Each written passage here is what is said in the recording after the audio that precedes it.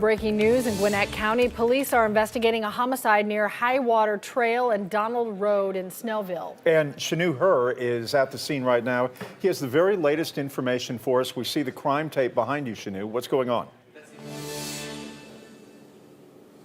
Yeah, guys, we just got done talking to Gwinnett County Police. They tell us right now one male was found dead here near that intersection there. Right now, we've been pushed back to Norris Lake Road here. So what we do know, again, one male was found dead. A passerby actually phoned that in when they were going up this road here.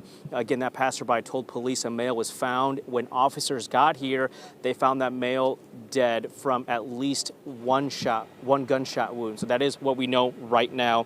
Dead from at least one gunshot wound. Right now, police are still working to identify who this male is, if the crime happened here, if the person lived here or near here. Again, police are still working to get that information confirmed before telling us what exactly happened and who this is. So again, right now, police are saying they don't believe there's an imminent threat to the neighbors here, but they are saying for neighbors to keep an eye out and be alert. If they see anything suspicious, call police. Guys.